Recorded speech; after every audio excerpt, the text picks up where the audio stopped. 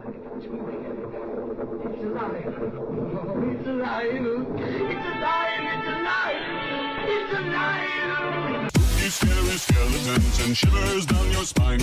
Shrieking skulls will shock your soul, seal your doom tonight. Spooky, scary skeletons speak with such a screech. You'll shake and shudder in surprise when you hear these zombies shriek. Live Lotsa Pasta. Where Crystal, just go to crystal cavities. no, not crystal crystal cavities. Crystal cavernous. That's where I got my teeth cleaned. It's crystal And cavities. we could record a live episode from Yeah. Crystal Cave Systems. No, do you know about Cold Cave? I have no idea. Cold Cave is one of the only caves in PA that you can legally access without a caving group. Oh, much like Ted the Caver, just kind of finding that hole Yeah. in the ground and deciding, hey, I'm going to jump in this hole. It's like one of 3 in the entire state, and it's like by far the biggest. And it's by Lancaster. Okay. So That's done deal. We're doing it. The Amish. Yeah. The Amish over there in Lancaster. That's all that's over there. There's Can nothing we else. throw out like a live, like meet the casters? No, meet the casters with the Lotsa Pasta audience. I was going to say, I don't think the Amish would... I think they would assume that we're, like, sucking up their souls when we're, like, recording something. They're like, this technology beguiles me. And they're like, it's like, you're capturing my words? And then I play it back, you're capturing my words? And he, like, stares at me like, the devil has my tongue. Josiah, Get away from the wizards. get away from them. Yeah, what did you want to do? You want to... So This is... big announcement. Great. Big, crazy announcement. Captain Death doesn't know about this. July 17th, 2019, we were having a live meet and greet with the Lotsa Pasta family. We'll have everyone there. We'll have Terry Trumbums. We'll have the Happy Hands. Please Harold keep Times. getting them worse. Tendy, chicken tendies. We'll have Tendy and the Blink Machine. We'll have all your favorite. You'll have myself, Jugo, and you will meet up at Cold Cave. We'll do a little meet and greet. Frowns downs. This syndrome. Franz McBarbar. All of your favorite pastas. Yeah, so come out and meet us. Come out and meet us. Yesterday. 2019. 2019. Fuck. I didn't see anyone there. I missed That it. was such a letdown. I missed it. Follow up. You guys suck. No one was there. Follow up, we have the worst fan base. It's the worst meetup ever. Worst fan base ever. And this is why we will never be successful. So there is the precedence today, and I don't know if it's a cause for jubilation or not. Yeah. I am here in the new basement with Django Phillips. Django! And It's a new Django for a new basement. a new Django for a new basement. We are here to conclude, and I have to, actually put emphasis on the word conclude. Today, because we thought we concluded it last time. If he writes a part 6 where Sam is in his 70s and operating a global baby mill out of the center of the planet, You're gonna have to find someone else to read it. we're gonna just go ahead and skip that one. So I'm gonna go ahead and say concluding today. Concluding. Not just Borrasca. Like this part. The show whole is story of ending Borrasca. Today. We're moving away. I like how on the last 4 episodes I literally just keep saying that the show's over. It's done. It's done. I think ever since episode your last Borrasca part, actually, we've just been saying the show's over. Yeah. You're not going to get the conclusion you want. True. I'm not going to get the conclusion I want. So, no one's going to be happy. This is the first episode recorded in the new basement. I thought you were just going to say first episode ever. First episode recorded Welcome with to me. episode 134. This is our first episode here today. My first episode that I've been on. My so thank name you is for having me. Captain Death. We like to read stories we find on the internet. Oh, is that what we're gonna do? That's the show. I thought we were gonna do a car talk. I thought we were doing car talk. Oh, is this knife hour? Do we talk about knives? Yeah, caller, you're on the air. Hi. Yeah, my knife is really dull. Yeah, that's a common. I don't know if you want to take this one. Butter knife. Is it a butter knife? He hung up. Great. So we are finishing Borrasca today, and I think more so before, we should probably just lead in with what we have liked about this series. I don't want to do a recap. Mm-hmm. I don't want to get into anything. Like, I spaced the episodes pretty close. When we started this new one, these new 3 parts, that first one had like close to like 90 hits in the first week. Right. Like people like this story. Right. I do like it. I think it's gone in a different direction, but that's not to say that I dislike it. I know we make fun of it. We make fun of a lot of things on the show. It is almost very easy to be a, what do they call it? The couch surfing critic. Yeah. What did you say? A tickle butt. Tickle butt. Yeah, it's very easy to be a tickle butt. It's pretty easy to be a tickle butt. It's not the easiest thing. Those who can't do tickle butts. But it's pretty easy. And those who can't tickle butts, teach Jim. I don't know, man. I remember my gym teacher tickling my butt. Oh, yeah, there was. Yeah, you're right. You're absolutely right. So there was a lot of butt tickles. I like. God damn it. I've mentioned this before, right?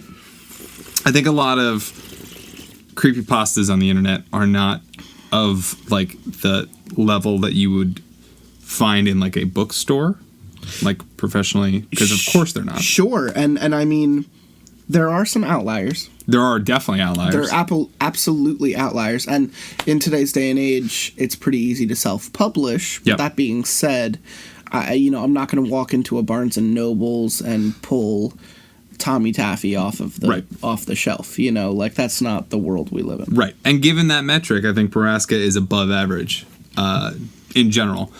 It is starting to annoy the shit out of me. That's okay. That's okay. You are allowed to say that on the 7th part of this series. Yeah. Like this is the longest story we've done. Yep. Because we thought we were done before with 4 parts, and then they came back in with 3 more. Like, well, we did 3 more episodes. We had to cut it up, but it was 3 parts. No, it was 4 parts. We did an episode per part, and then he came out with a part 5, but it was basically as long as the other 4 parts. So we cut it up into 3 more episodes, and that's what we've been doing. So when it says part 7, like, that's just us taking our time reading it, and I think you're allowed to say, fuck this, by part 7. I think a lot of the intrigue and mystery and wonderment kind of left around, I would say, that first new part where, like, Sam's a drug addict, Kimber's weird, and Kyle's just gone, and they have a really stupid plan, and it just gets worse. Right. And it's like, there's no... what I wanted to say before was, I hate coming off as the couch surfing critic, because I would like to think that if this was my story, if I am C.K. Walker, I simply either wouldn't have done this second part, or I would have made it tonally, like, completely different from what we're reading right now. Right. So it's hard for me, like, part of me actually thought the best way to sequel this series is from the perspective of another child in the future of the same town. I think leave Sam completely out of it, or have him come in at the end and work with the kid to break down the system. Right. But I ultimately thought, if we are solely following Sam's narrative because he's been so close to the entire thing, then this is just going to be pretty... I don't know, like, what surprises are left? Everything, we had all the answers when we left at part 4. Right. Nothing has been new. There is no new information. The original, the first discovery of the baby mill and that whole sequence, that marked the end of what? Which part?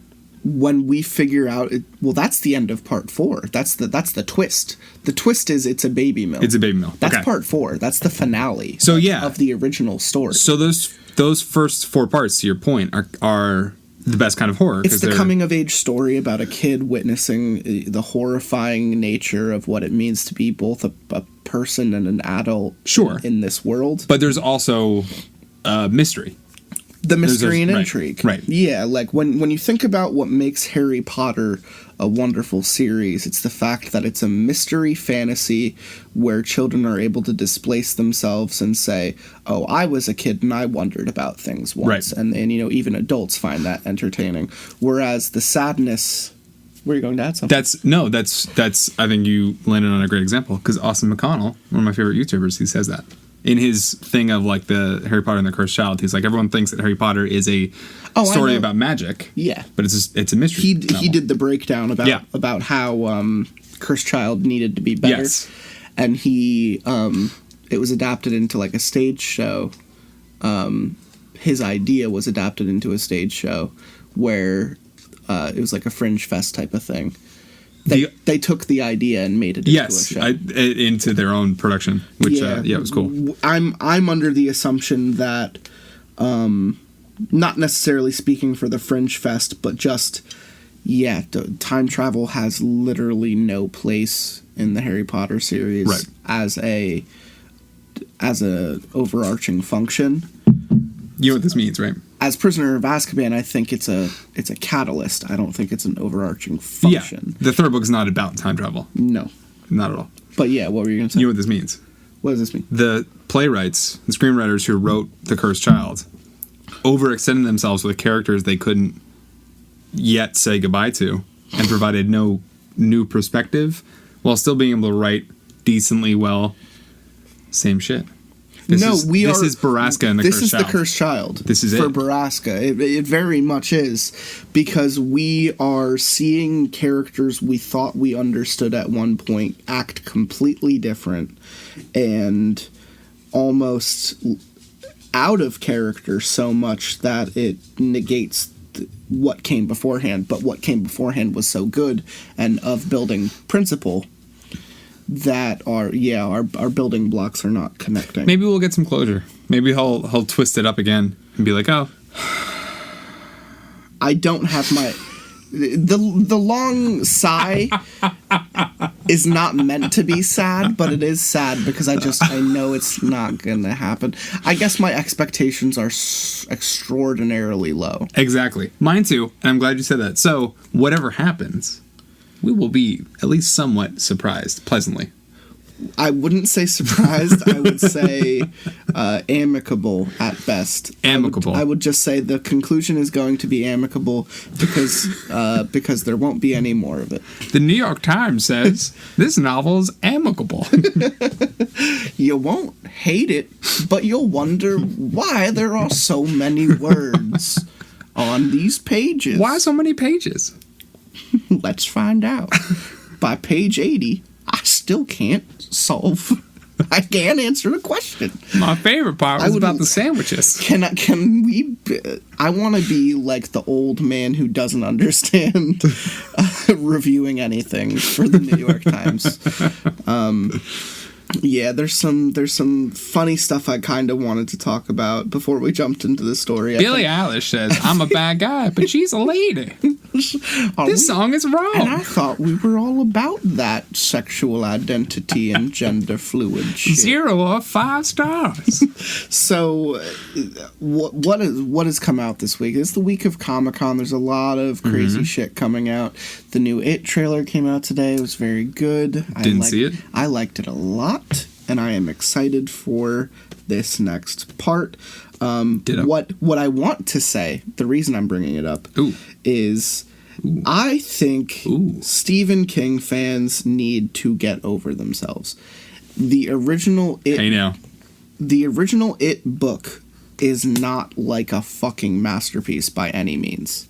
No.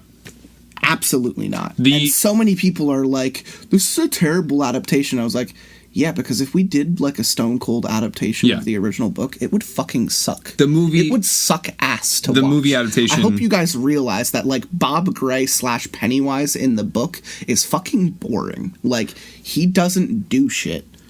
Here's what I'll say. Yeah. No, I agree with you. I think the movie adaptations have both been better than the original story. I agree, Stephen King fans, myself included, need to get over themselves. The guy's such a strong writer that when you say like, oh, you like think back and have this false memory that it was like on par with The Shining and like The Stand and stuff. But it's not even close. But that's what people say. Right. No, but that's the public assumption. That's what people get wrong. The public assumption is that. See, I don't even like The Stand that much. It's his like Lord of the Rings. Yeah. You know, The Stand is like Dark Tower is like his Lord of the Rings. Dark Tower sucks. See, I like Dark Tower. I hate Dark Tower. Oh my god, I hate Dark. I can't do fantasy. I can't do fantasy. No, you can't horror. do fantasy. I hate fantasy. See, that's where we differentiate because I think Dark Tower is kind of like and the King knows this. The thing he was meant to write. Okay. Because it's just backhanded. So much of it is backhanded to the real world, to other authors, to other works of fiction, to his own works of fiction. I just think there's nothing else exists like that. I can't outright say in this world there is anything else like the Dark Tower series. Sure. Someone proved me wrong. Push something my way that is even remotely like the Dark Tower, and I will read it. I'm just saying. Oh, a book? Anything. Maybe even movie or source or video game. Like push me something.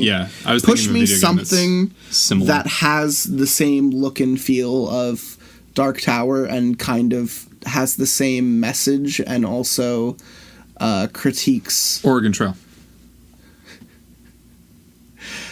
Roland got dysentery. It's the same. It's an exploration. It's a massive adventure. It's a fantasy. There's guns in both. Thank you. You have such a I have not read the Dark Tower puddle view of the ocean that is Dark Tower. Don't they change locations at some point? They change locations like every 5 minutes. Yeah, there you go. Isn't there a tower? There's a tower in it. I'm assuming. There's a tower in it, right? The tower doesn't even really matter, honestly. The tower doesn't even really matter. Neither does the Crimson King. It's literally it's literally about the journey, which is why I negated my first fact by saying if there's anything close to the Dark Tower, it's Lord of the Rings. The journey of the hobbits to Mt.Doom, but in all the worst ways, it is nothing like Lord of the Rings. So that being said, I really just wanted to say, like, everyone can get off their high horses by thinking the book would have made a great movie. Not so great. It would not have been. I agree. There's so much about the book that doesn't work. There's so much. It's like asking for a Stone Cold adaptation of like American Psycho. Like, no one would actually want to watch that. Because like House That Jack Built, a lot of people are saying that that's like Lars von Trier's like American Psycho, and everyone fucking hated it. Everyone was just like, this is too much. We don't actually want to see this. This is like the one step too far. And for the guy who made Nymphomaniac and Antichrist, that is fucking saying something. I hope you understand. So it's just like... We have such different experiences. What? I don't know what the fuck you're talking about. Oh, you don't... So that was art house horror, basically. I have American Antichrist Psycho. and Nymphomaniac are what I would categorize as like art house horror-ish movies. Lars von Trier is like an art house director, and a lot of the stuff he makes, like Melancholia, is just very bleak and depressing. Okay. Like Melancholia is about the end of the world. Nymphomaniac is about the topic. It's literally just someone who can't control themselves and almost like dies and kills other people, like dealing with it. Antichrist. Does one of those movies start Antichrist with like a rape? is basically trauma. Yeah, Nymphomaniac. Okay. Yeah. Antichrist begins with the death of an infant. You know, it's it's trauma and religion. There's a lot. And The House That Jack Built is just brutal, and it's like watching. It's so tough to talk to you about fucking movies because you just haven't seen anything I'm thinking about right now. It's like Maniac. Maniac is great, and I'm not talking about the 80s. I'm talking about the Elijah Wood remake, first person. I don't know either. Serial killer movie. It's cool. Elijah Wood, you basically watch the movie through his eyes. It's very artful, but it's poignant and not too much to watch. When he is killing people, it is done in a visceral way that isn't, like, disgusting. Okay. And Henry, like, Portrait of a Serial Killer, like, that type of movie is, like, hard to watch. Right. And I thought The House that Jack Built is very similar in tone. It's like watching someone devolve and then asking the actors and actresses to just do, like, terrible shit. Like, you know, like Serbian film, like Martyrs, like, just all of those movies that just tend to take it just a hair too far. Maybe Serbian film, a couple hairs. More, maybe pubes. So, yeah, anyway, I think people can calm down about it. The next one's going to be perfectly fine. It's going to be a fun movie. And that's, like, the least I can ask for. Trolls 2 is coming out. It's Troll 2. Or no, you're talking about Justin Timberlake. I'm talking about Trolls. I'm talking about Trolls 2. The Anna Kendrick feature. Yeah. There's a sequel coming out. I did not see the first one, and I hate you. That's the end of that sentence. Yeah, I wanted to bring that up, and I also wanted to just lightly touch on, they released a trailer for Tom Hooper's Cats. It's the guy who did Les Mis in the movie Les Mis, which I thought was very good. Apparently he is adapting Cats, and the trailer is just pure nightmare fuel. Really? It is like CGI faces on, like, cat people, and it just doesn't work at all. Oh, it's not intentionally nightmare fuel. It's like Uncanny Valley. It's Uncanny Valley bullshit. Gotcha. It is like I want to do serious drugs and watch that movie with, like, a room full of people and just lose my goddamn mind. Yeah. Like, I want Rumple Teaser to jump out of the screen and just, like, finger my asshole. I hope someone clips that. You should put that in the theme song for the show. I want Rumple Teaser to jump out of the screen and just finger my asshole. Yeah, I said that. I remember saying over and over again. That'll be my review of the Cats movie. I'll post it on Facebook. You can look for it when the movie comes out. 0 out of 5 stars. This Christmas. The cat stayed in the screen. I got ready and everything. Lubed it up and all. So I think everyone should have a fun time and watch that trailer because it is awful. Let's check it out. Oh, man, it is awful. And not like... And I'm not like even... Sonic? Like that kind of Uncanny Valley? Worse. Worse than Sonic? So much worse. Wow. Yes. Wow. It is like the scene in What We Do in the Shadows where Nick is trying to escape the house and just happens to turn right and sees Jermaine Clement's face on, like, an actually sized cat.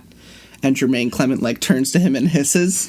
That's what it looks like, but the entire movie. Okay. And it is bad. Now I'm excited.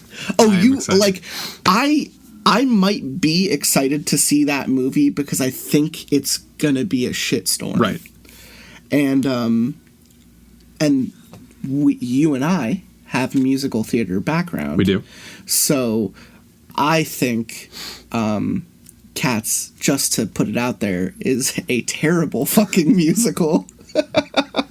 Judging on face value. Yeah.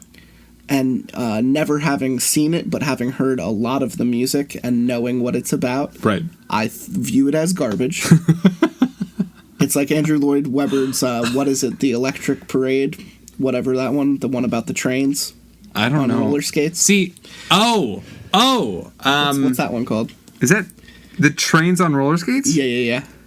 What was that one called? Oh, shit. So before he made Cats, Andrew Lloyd Webber made this, yeah, right, yeah. It's like Night of the Electric. I remember our musical director talking about this.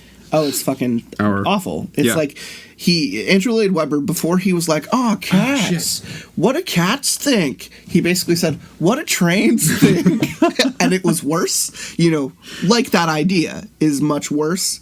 It was just as bad. I gotta look it up. He's Googling I'm it. sorry. Give us a Google second. I promise we're gonna get Starlight Express. Starlight Express. Wow.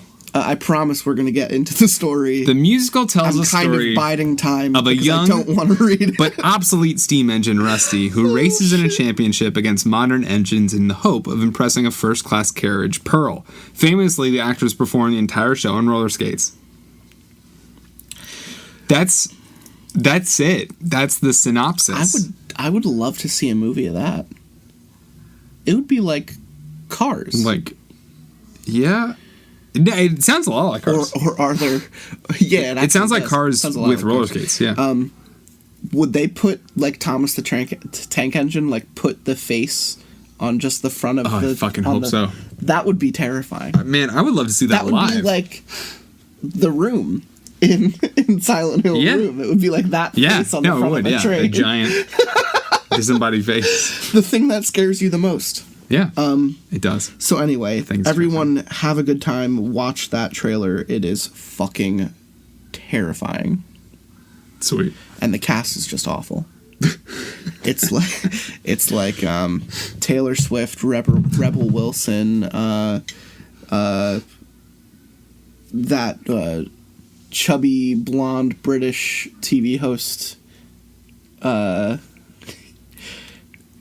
James Corden? Yes. Yeah. It took me a while. Jennifer Hudson. Wow. Jason Derulo.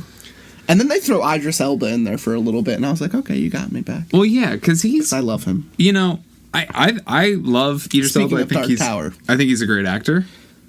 Or a very good actor. I think he's a very good actor. But I don't think his agent thinks he's a very good actor. I think his agent thinks he's a decent actor. He continues to put him in terrible movies. What the fuck? Why does he not get new management? That's my question. I don't know. Idris. That is a horror story. Give us a call. For another day. Yeah. Hello, governor. Come on to our podcast. Come on to our black taxi. Here I am, reading the stories on this podcast. Here I am, I'm Idris. I don't know how was my name pronounced? Idris Elba. Idris Elbows. Come give us a call. Idris Elbows. What a great character name. Eddie Elbows. Eddie Elbows. So let's get. Let's do it. Come on. Let's do it. It's Band-Aid. Band-Aid time.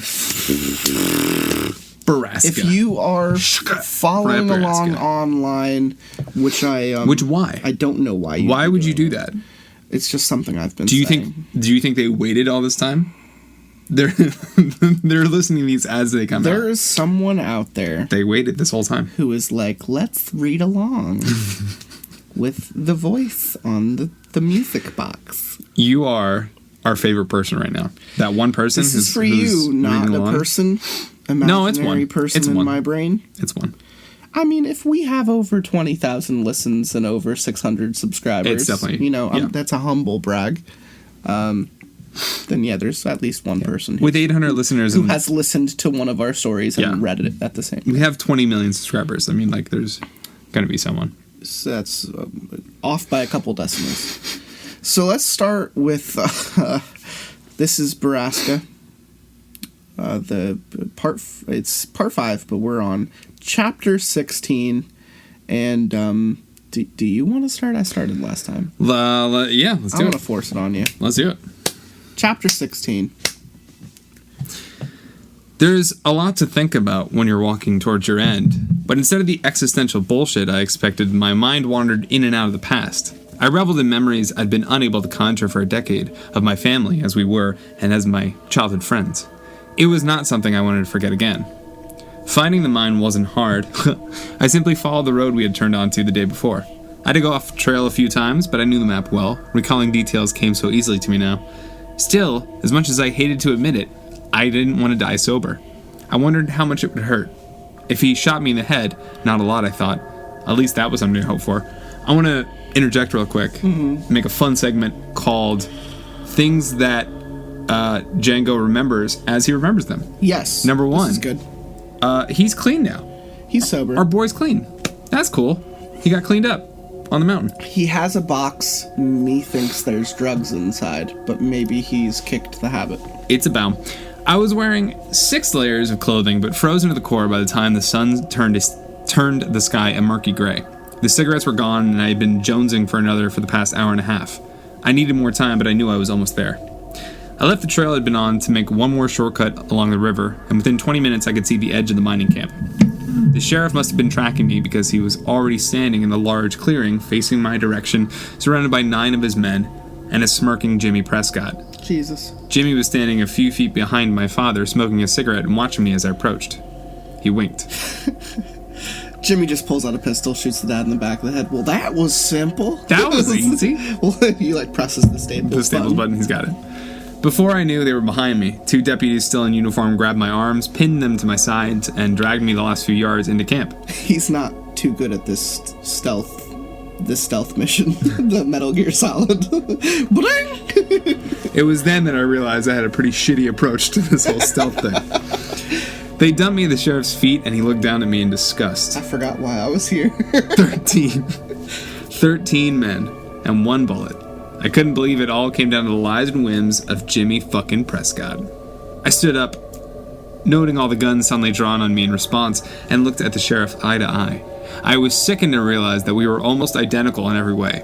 His hair was the same dark brown color as mine, untouched by age. The skin on his face boasted only a few light creases, and my terrible lifestyle and weathered features somehow matched his older age. I wonder, how had Kimber stomached my face every day without turning away in disgust? Hello, Graham. Okay, I have another question. I'm so sorry. Isn't his sheriff like his dad? It's his dad. He refuses to call him dad. I think it's a little trite, but, okay. It is his dad. That was the same dad he had in the first part, right? That was, correct. Okay, same guy. The mom is dead.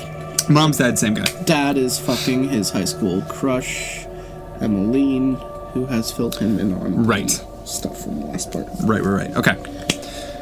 Hello, Graham. Cracker. Looking tasty tonight. It's fat. Might even put some chocolate and some marshmallows on you. Into the snow between us. We can't go back. There's not enough time. We can't go back. You're a goddamn disgrace, Graham. Shut the fuck up, the sheriff said. Greg, teach my son some respect. I didn't bother to defend myself, and I wouldn't have had the time anyway. Greg knocked me back into the snow before I could even blink. It's not Greg, it's Greg. Greg. It's kind of Greg. Greg. That's all I gotta say. His fist split my cheek open under my left eye, and I didn't rush to get up from the cold, numbing snow that was now pressed against my face. It was in that moment that I felt Borrasca all around me again. It was as deafening as the last time. I could sense it in the air, the fear, the suffering, and the pain, and I could almost hear them whispering through the walls like they had 10 years before. Help me, please. Help me or kill me. But don't leave me here. Jesus. The building of the sheriff's back was most surely the dorm. I tried to sound like really raped and really pregnant. Yeah, it didn't work. I'm glad, if anything, because I'm neither of those things. It was larger than the other one, but radiated the same aura of agony and death. Now listen the fuck up, Samuel. This little charade of yours ends today. It appears you actually believe a woman and a drug addict could single-handedly dismantle a business this size, so you must be fucking stupid. And that makes me feel sorry for you. So why don't you just hand over the gun and go back to the ghetto you crawled out of? I pushed myself to my knees. No. No? Are you dog shit insane, son? You broke into my house, destroyed pictures of my daughter, and beat my wife. You're lucky you're still alive. I've killed children for less. And looking at him now, I didn't doubt it. You need to die. Well then, by all means, take your shot. The sheriff swept out his arms mockingly. We know you only have a round or 2 left because yesterday we heard you were 15 shots into the fucking trees. His deputies laughed, but the sheriff remained sober. Just remember, boy, your aim better be true because when you come at the king, you better not miss. I fell onto my arms as my lungs erupted into a sudden coughing fit. Even if I could escape after the sheriff was dead, my lungs wouldn't hold up. I was fucked. I knew it, the sheriff knew it, and his men knew it. And while the sheriff's gun hadn't left his holster, all but Jimmy Prescott had weapons trained on my chest and head. If I even reached into my jacket, I'd be shot. Or, the sheriff continued, you could use the sense you were born with and go home. Hell, I'll even have Dreddy drop off more heroin before you get there. You've run me up quite a tab with that boy over the years. My dad is my fucking supplier. How stupid was I? Fuck, I couldn't even remember the last time I paid for drugs. He'd been keeping me harmless and docile for years, and I let him do it. Who the fuck was this person that I had once loved most in my life? By the way, Dreddy is Mario Andretti? Yeah, it's Marty's the... That's who's dealing. I don't know who that is. He's I know the name. He's an NASCAR boy. He's a racy I knew boy. he was a driver. Yeah, he's a racy boy. It's a driver. That's all. He's a racy boy. So he'll drop you off. It makes sense. He has a car. Hurts. It hurts, but it'll pick you up. This story hurts. Hotwire.com. In a different context. I have questions you have to answer. I told him through the burning in my throat. Now, that's where you're wrong, Sammy. I don't have to do anything, ever. Why did you hurt Whitney? The sheriff yanked his gun out of his holster and then crossed his arms in front of him, pointing at the ground. The only thing I did to Whitney was avenge her death. No, you raped her. The sheriff stepped forward and cracked me across the face so hard with his pistol I felt bones snap in my nose. I fell back into the snow, and before my vision had even cleared, he snapped one of my ribs with the toe of his boot. I lay curled on my side for a few seconds while the pain radiated from my chest to my spine and scattered to every nerve in my body. I really wish I had some H. If I were high enough, death would feel like a glorious footnote. When the pain was verging on manageable, I rolled over and got up on my hands and knees, splitting blood into the snow. I raised my head to look up at my father. He was still standing above me, fist clenching the butt of his gun, and a red rage spread across his face. Bit of a sore spot, I coughed. Don't you ever say anything so filthy about your sister ever again, or I will shove my gun up under that ballistic vest and shoot you in the fucking gut. I needed him angry, but not angry enough to kill me. Not yet. What happened to my mother? I grimaced, speaking hurt. The sheriff stepped back and smiled, his composure regained. What a woman she was. But I'm afraid she died in a freak accident some years ago. I don't believe you, I said and sat back on my knees, struggling to breathe. Slow breaths. Get the air in, don't pass out. I don't give a shit if you believe me. This conversation is getting boring. This isn't a fucking Q&A. You had your chance to leave and instead you decided to say disgusting things about your sister. Was I wrong? You were talking about things you know nothing about. I loved Whitney. You're a fucking monster. Is that any way to talk to your father? You know, I think Grig needs to teach you some more fucking respect. Fuck you. I know what you did to Kimber. Oh, yeah? Would you rather it had been someone she didn't know? Someone that disgusted her, like that geriatric fuck Clary or Prescott over here? He jabbed a thumb back at Jimmy. I would have rather it had been no one, I screamed at him. Bloody split, flying across the space between and landing on his jacket. He backhanded me, but this time I didn't fall. You watch your tone with me, boy. It's bad enough that my men are here to see what a fucking joke my own son has become. It's fucking embarrassing. Then send them inside. Let's talk just you and me. You think I'm scared of you, Sammy? I don't even think you have 2 bullets. I think you've got 1, and I think you want to use it on me. Well, go ahead, son. Pull that gun on me so I can kill you nice and legal. Not until I know why you did this. You were my dad. I loved you. He laughed. You don't look like any son of mine. But more importantly, you were a cop. You were supposed to protect people. No, Sammy. I'm a businessman. Always have been. Even back then. Why the fuck do you think we came to Drisking in the first place? I remembered.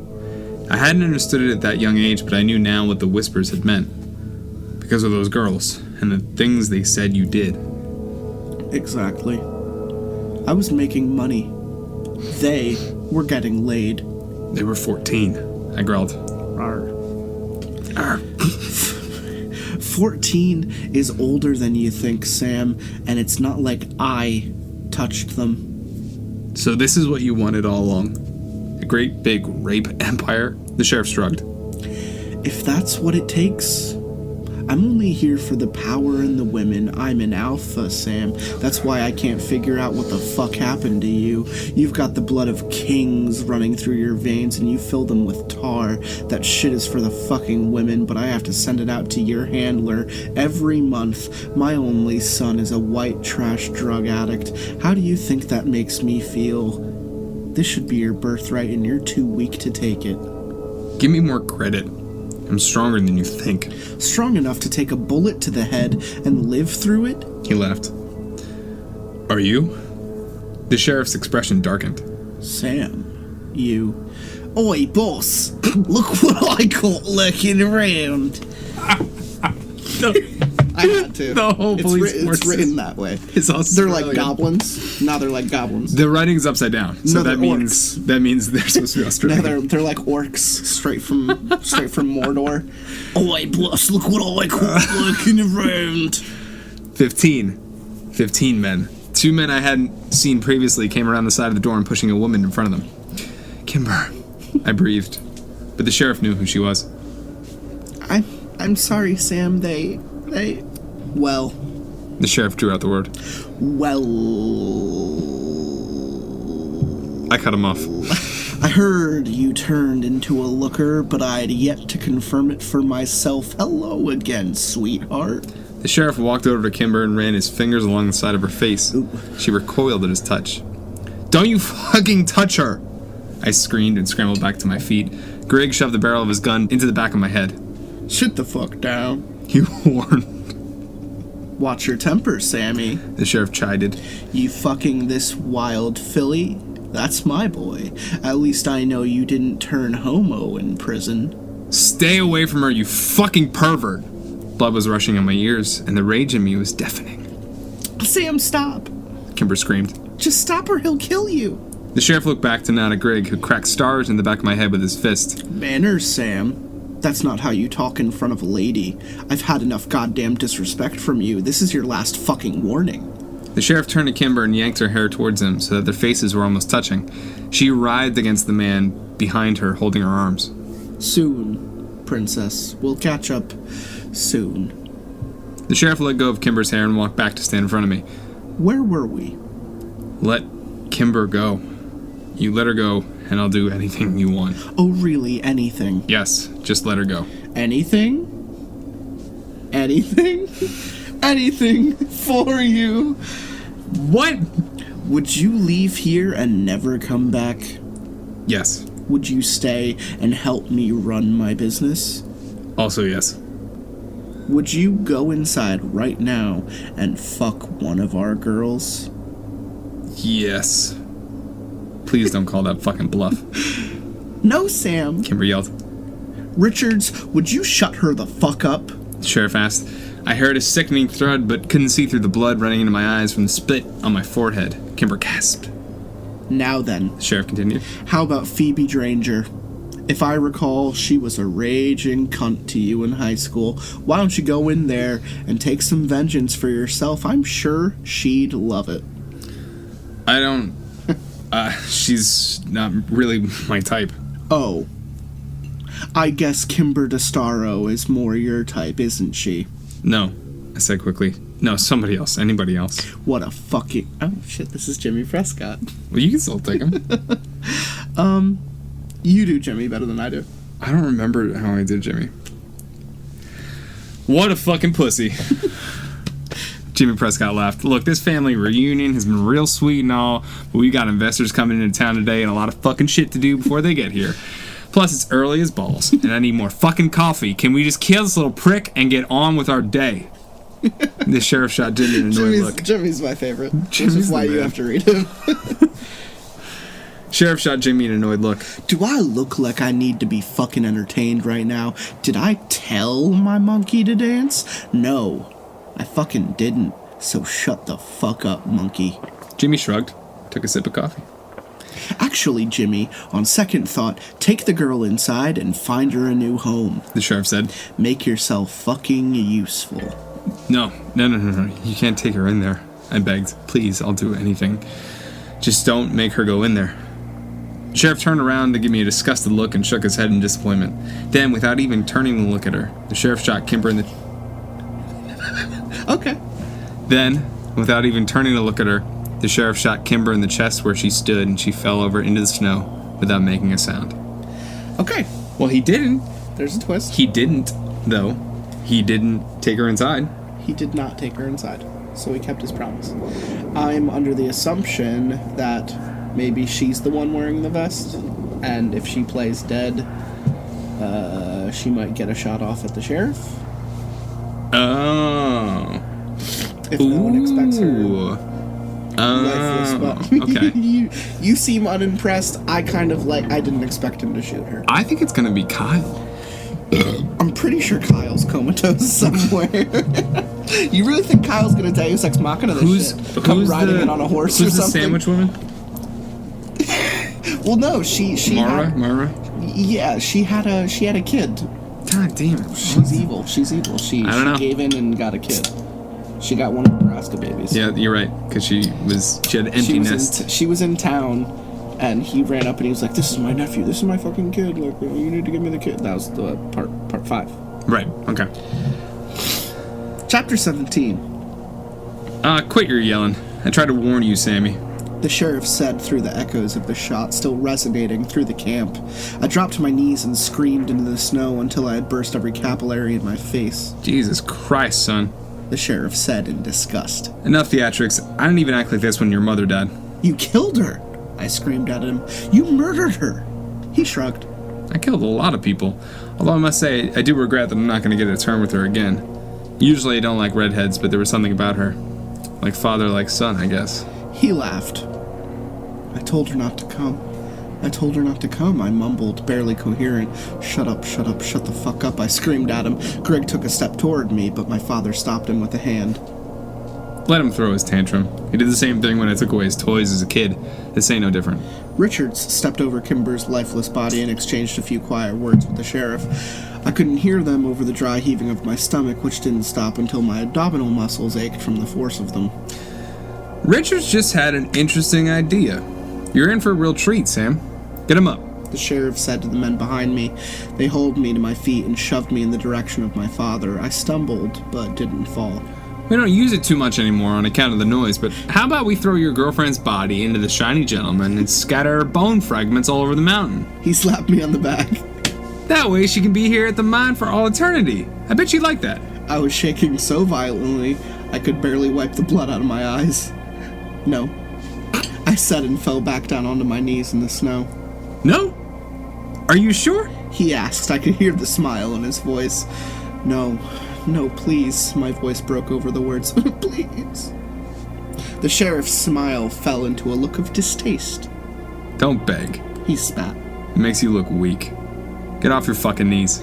Please don't touch her, I continued. You know what your problem is, Sam? You're not man enough to take what you want. You're not strong enough to say, fuck what's polite, fuck the consequences, fuck the law. You're a fucking cop. See, now there's a bit of spirit. Sometimes in life, you just have to claim what should be yours. That's what society's built on. Now, our operation may not work within the laws of the land, but we sure as hell work within the government. But Whitney, look what it did to her, this place. I'm gonna warn you again, boy. Keep my daughter's name out your mouth.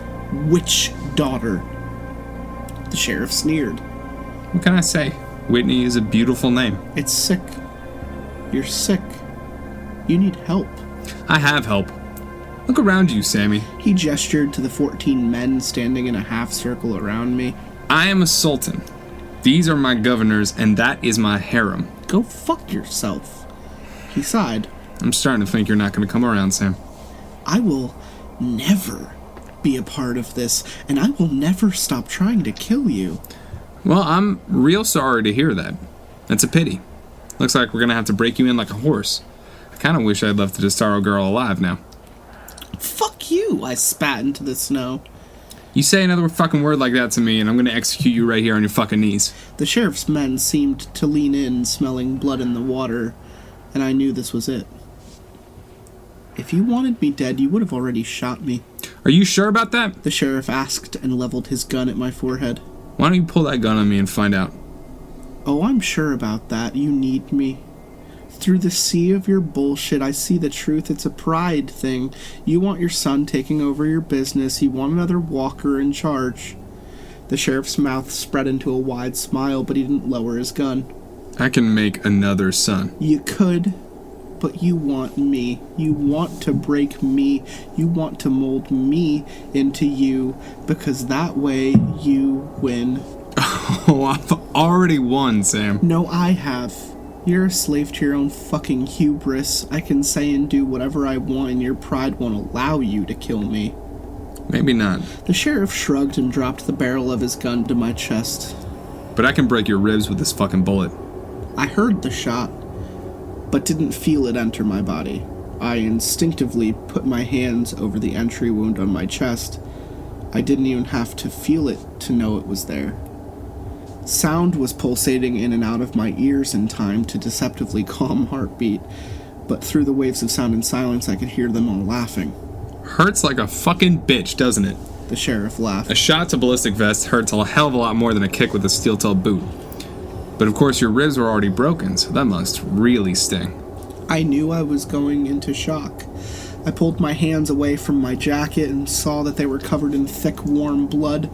The laughing died immediately, and the sheriff took a step in my direction. What the hell? Fuck you. By the time he put it all together and looked over at Kimber, Kimber was already standing where they'd left her discarded in the snow. She was staring at the sheriff down the sights of the Beretta, and before anyone could react, Kimber squeezed the trigger and killed her monster. The bullet went through the sheriff's eye and out the back of his head, where it buried itself in the wood of the building behind him. Before his body even hit the ground, guns were pulled from every side, and the men loyal to money had taken control of the men loyal to fear. Jimmy Prescott had somehow come through. Holy fucking shit, kid! You did it! Prescott said, taking a sip of coffee and stepping over my father's body. I mean, I think that wound is probably fatal, but, don't let that take away from your accomplishment. Hell, I'll even name a wing after you. He gestured to the dorm behind him. Take the gun off of Kimber, I demanded. I knew I didn't have much time to play my trump card. Ortiz, what the fuck? Jimmy said. Quit pointing that shit at the hero of the day. The man closest to Kimber lowered his gun. She doubled over then, clearly in enough pain of her own. Broken bones. Jimmy nodded, reading the thoughts on my face. Your daddy shot her with a .357, which, well, he shot you too. It's a pretty big bullet. She might actually be bleeding, but she'll be fine. You, on the other hand... I strained against the darkness. I needed to tell Jimmy something. What was it? Oh, yeah. My insurance policy to make sure Kimber left this place alive. So you talked all that shit and you weren't even armed? You had nothing on you? You sure you don't want to come work with me? I did. I did have something on me. Oh yeah? What's that? This. I pulled out a small remote control and dropped it in the snow in front of me, and Jimmy laughed. What the fuck is that? It's a remote. For the video cameras. What the fuck are you talking about, kid? What video cameras? For the first time since I'd met him, Jimmy looked rattled. Those video cameras. I pointed up into the trees where a dozen small cameras blended into the dark branches, their blinking red lights all but invisible. I need to stop the bleeding, I wheezed. Are you fucking kidding me, you shit-eating donkey cunt? Are you fucking joking? You better be joking, because I will put the bullet in your head that your daddy couldn't. He raised a gun to my face, but seemed conflicted. If he believed me about the cameras, I knew he couldn't shoot me. It all came down to my ability to bullshit. I'll just take those cameras down and break them like they were never there. He said and cocked his gun he was holding to my face. They're on a live feed, asshole. Jimmy's face twitched a few times before he lost it and hurled his cup of coffee at the building behind him. Fuck! Jimmy shouted. Fuck you! The video is streaming back to a laptop in Chicago. It's over. Jimmy's men looked uneasily at one another. Fuck these? Grigg said finally, and dropped the gun he was using to hold one of my dad's men hostage. They scattered like roaches to all sides of the camp, starting their trucks and speeding down off the mountain. Jimmy was already on the phone with someone as he dug into his pocket for his keys. Delete it, all of it. Get it off the DHS internet and make sure it's gone for fucking ever. He paused. I don't give a shit where you are. We need the database gone now. Like it never fucking existed. No, fuck the fucking backups. Delete it all. Jimmy threw his phone on the ground and shot it 4 times with his gun. He ran to a nearby truck and ripped the door open. Prescott, I shouted hoarsely. Jimmy paused before he slammed the door and glared at me. Kyle Landy. Was all that bullshit? Jimmy's glare contorted into a bitter smile. Where is he? Where's Kyle? You fuckers will believe anything.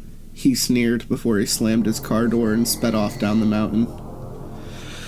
The last of my energy expended, I fell forward in the snow with my back to the sheriff's body. I could see a mess of Kimber's red curls over the top of my arm, but she was so far away. Kimber. I gasped through the blood in my mouth, but she didn't stir. With my strength running out like sand in an hourglass, I pulled my phone from my jacket and dialed Seth's number. He answered on the first ring. Tell me. It worked. She's alive. I'm alive. The high school. Those sick fuckers host all the records on the school's servers. Drisking High. Drisking High, got it. Can you get in? Yeah, I'm working on it. That database is going to be locked down and secure as fuck, but like I said the other day, I'm pretty good at what I do. I don't know what the file will be called. I muttered and dropped the phone down next to me where it sunk into the snow. I faded in and out for a few minutes trying to hold on. Numa. I got it. I just looked for the most buried shit on the server. They're scrubbing it fast, man, but I got it. They definitely know I'm here, though. I felt myself pulling away from my body. Fuck me, there's some serious heavy hitters in here. I can't believe they kept it on a school server. What fucking assholes. I could barely hear Seth anymore. Hey, you okay, bro? Sam? And then I was alone. Chapter 18. God damn. Seth is in his immersion pod right now. He has his legs up and his arms up. I'm in. He did it. He's doing it all with his mind. He did the thing that I said, and the same joke happened again. The same joke happened again, and it also pushed the page back again, like I thought, like it did last time. The fake hacking. Yeah. The clock read. You got to put some crazy, surreal music over this. Yeah, great. The clock read 1:32 a.m. I turned the car on again. Do you listen to the show? Do you know anything about the show that we do? Yeah. You know I have music playing over the entire you gotta change it for this chapter. Maybe not. No, but do it. Continue. No, but do it. The clock read 1:32 a.m. I turned the car on again. Kimber muttered her approval and laid her face next to the heater. She gently banged her forehead against the dashboard. We're getting fucking nowhere, she said, and she was right. We'd been arguing for hours and still agreed on nothing. The mission was suicide no matter how we went about it, so we were really just arguing how many of us should die and in what order. They're gonna kill you if they see you, period. Those guys have no reason to let you live. Yeah, I'm not arguing that, but how are you going to shoot anybody when you have one bullet and they know you're coming anyway? And they know about the bulletproof vest. Making it absolutely worthless. Yeah. I leaned my head back against the headrest and closed my eyes. I just wanted to sleep. We'd need more time, at least another day. If we don't come to them in the morning, they'll come to us. And kill us either way. Right, we're dead in every scenario. Kimber suddenly sat up. Unless... I turned my head to look at her through one eye. Unless what? Unless we do something stupid. Oh, Kimber, that ship has fucking sailed. No, listen, I'm serious. You wear the vest. And you give me the gun. Split up the vest and the gun. Yeah, they won't expect that. Yeah, because it's fucking stupid. As soon as one of us pulls out the gun, they're gonna get shot. So if that's the plan, I'd rather you wear the vest. But I need the gun. Then wear both. No, that's...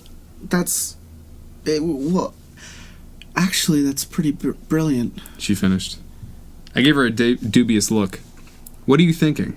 Hear me out. I'm going to get shot either way, and that actually puts us at an advantage. Let him shoot me, and then once they've forgotten about me, and they're not paying attention to me anymore, I'll shoot him. Well, you're banking on the fact they don't search us when we get to Borrasca. Yeah. And they won't just shoot you in the head. Granted. And also that they'll shoot you at all. I mean, they could just, keep you there. Okay. And finally, that Jimmy will or even can, take control of the situation like you promised. Okay, all acceptable risks. She smiled. You're high, Kimber. I'm fucking not, but are you? Because for this to work, I'm gonna need you to streep the shit out of this. I wish. Kimber raised an eyebrow. That package didn't have drugs in it, you know. What? Sorry, but I couldn't tell you at the time. You would have realized that I was going on without you.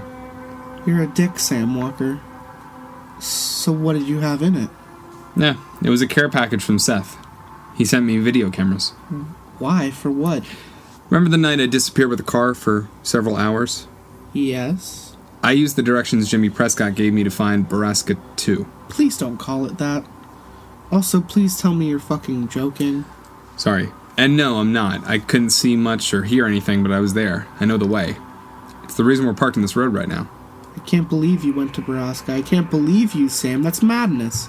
Yeah, I realized that too late. And the whole thing took me longer than it should have because I had to be fucking stealthy, which I don't know if you noticed, but I'm not a graceful person. And I had to fucking climb trees to Velcro that shit down. And I had to fucking find the place. So holy shit. We're going to have actual footage from the mine. It's brilliant. Not exactly. They're dummy cameras. What does that mean? They're not real? Yeah, they're sold as like deterrents. But then, why would you risk that? Why even bother putting up deterrents? To, you know, deter anyone from murdering me. Oh, god damn it, I really wish they were real. Yeah, me too. But there's no way I could have installed something like that. I mean, they do exist, like GoPros and shit. Oh, yeah. He totally could have installed something like that. Fuck, if we had film, we wouldn't even need the Borrasca records. Seth thinks that if we figure out where the files are, he might be able to get in and download them. So many ifs. So you really want to get shot, huh? I think it's the best plan we've got. Maybe I'll just stumble into camp later, then you know, get caught. That way they'll assume you have the gun and I was just being careless. Sam? Sam? She was shaking me. I had drifted off. Sam, wake up. Wake up. Oh. Chapter 19. Wow. Good afternoon, Mr. Walker. I'm sorry to wake you, but the detectives have been asking to interview you since yesterday. I'm afraid they're very insistent. I tried to focus on the woman standing next to me. Everything was very white. Where am I? Drisking Regional. I'm Dr. Clava. Dr. Bala. Clava. And since you're going to be speaking to two of the rudest men I've ever met, I'm going to up your morphine a smidge. I blinked a few times against the bright lights that stung my eyes. No morphine, please take me off of it. Are you sure? You'll be in a bit of pain if I do that. She said as she walked over to the IV drip. Yeah, turn it off. Where's Kimber? How is she doing? Also, how am I not dead? I'm not Kimber's doctor, so I'm not sure who you're talking about. As for your survival, you owe that to a rather skilled surgeon on staff here. I could already feel the pain radiating from my chest below my heart. Is there any way you could make it any darker in here? Absolutely. She replied as she walked to the door and turned down the lights. Good luck. A nurse will be by later to check on you. I didn't recognize the two men who pushed past Dr. Clava in the doorway. They were serious-looking men with the dry air of immediacy about them. Sam Walker. My name is Agent Grant. This is Special Agent Tripping. We're with the Federal Bureau of Investigation. How are you feeling? I'm fine. My voice sounded strained and I tried to sit up. When it was clear I wasn't going to make it, Agent Grant grabbed my arm to steady me and pointed to a remote control at the edge of the bed. I held the raise button until the bed sat me up level with the two men. We're here because you were found unconscious and near death at a crime scene, along with a 27-year-old woman and the corpse of the county sheriff. Grant continued. Sounds about right. I rubbed my face, winced as I brushed my nose.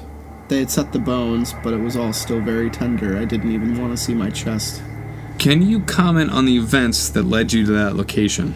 Agent Grant asked. Trippine remained silent. Sure, I'd fucking love to. But first I really need to know where Kimber is. She's in federal custody, giving her own statement. And what happened to all the women at the mine? The people who were imprisoned there? The victims have all been removed from the scene. And why are you only talking to me now? I tried to contact the feds for years about Borrasca. Is that the local name for this trafficking group? Sort of. I winced at the stab of pain that ricocheted from my spine to my ribs. We don't have any record of you contacting the FBI at any time. Yeah, well, I did. And that will be addressed. An internal investigation has been opened due to the, shall we say, sensitive information leaked by the press on Wednesday evening. Oh, yeah? Did they receive some sort of press packet? Do you know something about that? Tripine finally spoke. I know nothing about that, but I do know a lot about everything else. I wanted to laugh. This was ludicrous. I was alive, the sheriff was dead, Borrasca was gone, and everybody associated with it was going down. It was almost everything Kimber had wished for. It couldn't be really happening. The detectives pulled 2 chairs that were set back along the wall up to the bed. Do you mind if we record you? Fuck no. I want all of this on record. All right. Grant started setting a recorder onto the bed next to my leg. Tell us about your father. I'm gonna write very quick, short chapters to just fucking end this. Chapter 20. I stood outside one of the massive tents the feds had erected on the tarmac. Had penised on the tarmac of Driskin's small airport. Perfect. Correction. It was old, crumbling, and abandoned, but it was still erected. Grant had promised Kimber to me within the hour, and I had nervously smoked a cigarette in the cold while waiting outside the giant tent. They told me they needed to hold her longer than me because Kimber had admitted to killing a law enforcement officer. Grant said the prosecutor would almost certainly decline to press charges due to the circumstances rapidly coming to light, but still it was early days and the waters were murky. We'd no longer be in custody, but we weren't allowed to leave town either. I pulled my jacket tighter as the wind cut down the thoroughfares and alleyways of the sprawling, erected tent city, or as Grant referred to it, as Central Ops. Special Agent Tripine had given me the thick brown duster I was currently wearing, since my own jacket had been taken in as evidence, which didn't bother me because this coat was warmer anyway. Sam! I turned around just as Kimber jumped on me, wrapping her arms around my back and squeezing tightly. I buckled, grunting in pain, trying not to drop her. Kimber released me immediately. I'm sorry, I forgot you got shot. Well, you sure fucking reminded me. I winced. Tripine walked up from behind Kimber and nodded at me. You can go. There's a Ford Explorer you can use parked off Draper across from the mobile command unit. Here are the keys. Don't leave town and don't talk to the media or the locals. In fact, don't talk to anybody. We found the car right where he'd said and climbed in, slamming the doors on the biting wind. You're gonna have to drive, I said. I don't think I can make it. Don't they have you on any painkillers? Prescription Tylenol. Oh my god, I want to cry for you. But still, good for you, Sam. She smiled at me and pulled onto the road. Honestly, I can't believe they discharged you from the hospital after only a few days. You got shot in the chest. I'm well aware, but they had to. The hospitals are full. Every hospital within 50 miles and a mobile one for the least severe cases is what I was told. Holy shit. How many women were there at Borrasca? You don't know? No, they wouldn't tell me anything. They even took the TV out of the hotel room they held me in. 132. Kimber gasped. That had been my reaction too. But there were never that many when I was there, maybe 60 at most. I guess he wasn't lying. The sheriff really was a businessman. Turn here. Emphasis on the was. Kimber smiled. I couldn't fault her for being happy he was dead. And even though he's my father, I was too. So they didn't tell you anything, huh? The only thing they would tell me is that you were alive, and that's only because I started throwing cutlery at them. Well, I guess I'll give you the news then. Every major news outlet got a copy of the Borrasca records on Friday, and the files were apparently very detailed. Open investigations were triggered across the map. Fucking A. And they caught everybody that was on payroll, including James Prescott. What? They caught him already? She asked excitedly. Grant said he didn't even last a day. What an asshole. And I've been wanting to tell you that was a beautiful shot you made. Oh, I've made that shot 1,000 times. This was the first time that my target was actually in the flesh, though. And hey, congrats on taking a bullet and living through it like a fucking champ. Turn right. Yeah, who knew I would excel at getting shot? I wonder what sort of career I can make out of that. Bullet tester? She was different now. Gone was the anxious, despondent version of her that I had come to know in the last weeks. This was Kimber as I remembered her before her mother died. Happy, unburdened, hopeful.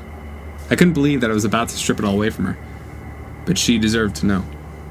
Take another right up here. Where are we going? You'll see. I'm not sure if I like that at all. At the end of this street, we're looking for house number 445. There. She said, and pulled into a spot at the front of a large Gothic-styled house. This place is off-putting. What is it? It's a group home. A group home? What for? I didn't say anything, but watched her carefully. Kimber sobered. I don't... You mean... Her hands, which were tucked back into her sleeves, suddenly covered her mouth as she realized why we were here. Kimber began to shake her head. But Jimmy said I heard him say... Well, contrary to Jimmy Prescott's last words to me, I don't believe everything everyone says. I took a deep breath. The Landys left town with just about everyone else 2 days ago. According to Grant, they didn't take their oldest son with them. Just Parker. Kimber continued to stare at the house with her hands over her mouth. She looked like she was about to cry. And Grant ordered Kyle's caretaker to stop giving him his daily meds until they could get a hold of his doctor, who skipped town with the rest of Drisking. So, Kyle is inside. And he's been off his medication for days. Which means if he has been sedated for all this time, like Jimmy said, he might not be anymore. Kimber coughed into her hands, but it sounded more like a suppressed sob. I put my arm around her. That's real coughing. Coming back from a sickness and not Kimber. Are you okay? No. She pulled her hands away from her mouth and shook them loose over her sleeves, then reached for the key and turned the car off. I'm fine. I'm ready. Good. Let's go get our fucking boy. We rang the bell in the palatial home, and a young woman answered, looking frazzled and annoyed. Hi, we're here to see Kyle Landy, I told her. Landy, are you family? She asked, brushing unkempt brown hair back from her face. Yes, we're family. The woman crossed her arms and leaned against the door jamb. Kyle's family hasn't visited once in all the years he's been here. Are you sure you're on his authorized visitation list? I doubt it. But we're coming in anyway. Kimber added, mimicking the woman's defiant posture. She sighed and dropped her arms. Fine, I don't care. I'm the only one here. Everybody else has left town because of the scandal. She moved aside and we walked into the foyer. The woman closed the door behind us and gestured up the grand staircase. He's in his room. Second door on the left. We turned to go. Oh, and please remember that he's non-verbal, so don't expect him to talk to you or move or anything. If you want to bring him downstairs, let me know, and I'll get the key to the elevator. Fine, thanks. Kimber said to the air behind her as she climbed the stairs. I followed behind more slowly, taking deep, measured breaths. Please, Kyle. Please be real. By the time I got to the top of the stairs, Kimber was standing in the open doorway of Kyle's room, as if she couldn't bear to go any further. She was crying softly into her hands, and when she turned and she saw me, she began shaking her head. I just can't, Sam. I walked over and gave Kimber a hug. It's okay. It's gonna be fine, I said into her hair.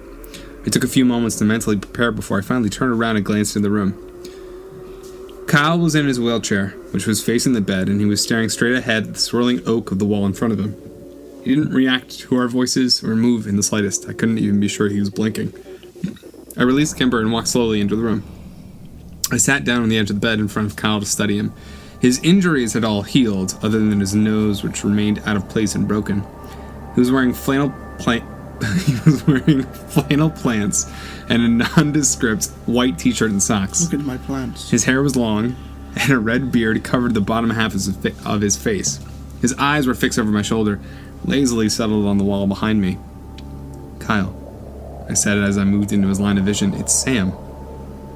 He blinked. Kyle's eyes seemed to try and focus on me, but when I moved, they didn't follow. I could see there was no one behind them, but I couldn't accept it. Not after all we've been through. Kyle, please fucking tell me you're in there, I begged. But there was nothing to show that he understood. His eyes glazed over, and I knew that what remained of Kyle was only the barest of brain functions. Fuck! Kimber was now openly sobbing. Stop. Sam, stop. I worked to get a hold of myself. Over the last 2 days, I had convinced myself that there was more to Kyle than I had been led to believe the last times I'd seen him. I needed him to be more than the soulless vegetable I left behind, but being confronted with the human shell in front of me made the truth hurt even more. I stood up from the bed and walked over to the window to watch the snow fall outside. I knew powder to cover this place. We had come so far, but not far enough. We won in almost every conceivable way on the barest of odds, but it still wasn't enough. I wanted Kyle back, too. I wanted to be whole. I heard Kimber leave the doorway and turned to watch her sit in front of Kyle. She took his limp hands into hers and she held them while she softly told him that she had missed him and that she loved him. Then she laid her head on his lap and continued to whisper to Kyle through her tears. I turned back to watch the snowfall. And then I heard a voice that hadn't spoken since the day it had told Jimmy Prescott to go fuck himself 10 years before on the now silent mountain. Kimber.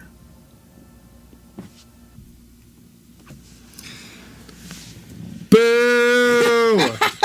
Not everyone can come back. No, I absolutely would have preferred it if it just ended with him, being a vegetable. Yeah. Yeah. That's so dumb. The twist of her getting shot and the revelation that it was a setup. Cool. I saw, I put that together a second too late. I was pleasantly surprised with that. And then they just plateaued. They just neatly tied everything up with a bow, and everything's happy, and pretty much our initial fear coming into part 5, where we said happily ever after. Happily ever after. Walking in the sunset. Is the worst, wrong adjective, worst fucking way to 5 years on, Kimber, Kyle, Sam, and Seth get called by MI6, and they say, hey, listen, you guys are the best goddamn adventurers. And Seth says, I know, I've been monitoring you, me. And Kimber pulls up the dead body of the villain and goes, we already killed him. He's already dead. He's already dead. And Kyle, in his wheelchair, is like fucking Professor X, and he's using telekinesis to literally just deconstruct the person. And he's like, I read his mind already. He has stored all the slaves from Borrasca 4 into the deep mines of India.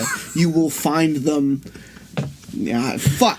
And then they say, God save the queen. And Sam says, you mean me? And he pulls out a scroll, and it says I am the queen now. Not England. I am the queen now. And I will show you the way. I hate it. Oh, man. I'm going to give it the same reaction I gave Midsummer, which is thanks, I hated it. It's one of those things where I definitely would not have written any of that. Yeah, no. And the fact that I read it is not bad. It was I would not call this a waste of time. I have to, as a podcaster and as your host, have to say, I hope you enjoyed this, and I'm sure there are people out there who are calling us negative Nancy's. I'm sure who are happy with this ending. Are plenty of 14-year-old girl listeners who are like, this story was very great. happy with this ending. And I get that. Yes. I understand. And they hold on to their Applejack, My Little Pony, stuffed animal. So do the Guy listeners. They hold on to those too. Yep. And they look off out their window at the light snowfall of whenever this episode's released, 5 months from now. Which is a joke because it's going to be released next week. It's August. And they sip their mics hard, and they say... They sip their mics hard. I think it was actually a nice story. I get that. His name is Mike, and he's actually hard. From having listened to the story, is what we're trying to say. Mike is a brony. Mike is hard. And he's hard. And the story... So, here. What made Borrasca good from the get-go was the basic idea that there was a fable. There was a system we didn't understand. Right. The mountains would howl. People would talk about skinned men abducting children. Oh my god. Do you guys remember the happy days of the treehouse? We had a treehouse that we didn't understand, what was the deal with the treehouse? Mystery of the triple tree. Those days. Which is like the cover of the book, mind you. Those days that's were great. the cover of the book. Yeah. He put that out there, and we ate it up. That was great. And you know, what I wanted to lead into was saying, I'm reading Spire in the Woods right now. Newsflash to everyone else that, like, I think the next episode, I think 135 is literally us starting Spire in the Woods with Tenron Otrin, and it is one of those things that is so fucking good. Yeah. That I am giddy to read more of it. That's cool. And essentially it's about teens with a fable, and it deals with the woods. Borrasca, the reason I bring it up is because Borrasca started the same way as Spire in the Woods. Fable Woods. But Spire in the Woods, for some reason, is just so much more fucking compelling. Yeah. And the way it has continued with its mystery, it doesn't give up the ghost. Right. It is not pulling back the mask and saying, oh, it was just Old Man Jenkins. Right. And he sits there and says, you meddling kids. Right. Like, and then they shoot him. That is what Borrasca did. Yeah. Borrasca is like the Scooby-Doo bullshit of creepypasta. It is very no Scooby-Doo. sleeps. Yeah. I hope people are excited about Spire in the Woods. If I'm going to tell you to listen to anything, I hope it's Spire in the Woods. Cool. It is just compelling. If there's a word for it, it's like hypnotic. The fairy tale they tell is creepy. The kind of Cthulhu madness effect it has on the people is haunting. The mystery, it's about kids in high school, literally with a mystery of a dead kid, and the things they're piecing together by talking to each other and things they're finding in his room is almost reminiscent of, like, Marble Hornets. Like, imagine Marble Hornets was about a kid coming up dead and then everyone stumbles upon Slender Man. That is very much the effect of, like, the bells of the Spire in the Woods. Sure. And the fairy tale they tell at the beginning of the story, or halfway through the first episode that you guys are going to hear, is the most haunting part of all. And it is one of those things that's, like, just stuck in my mind, and none of Borrasca had that. I mean, Borrasca had the mystery. I thought Skinned Men was just a little too implausible. Yeah. I told myself if there are men walking around without skin in a cold mountain town, then all a kid would have to do is, like, poke them and they would be like, ow. Like, fuck, ow, that hurt, I don't have skin. Right.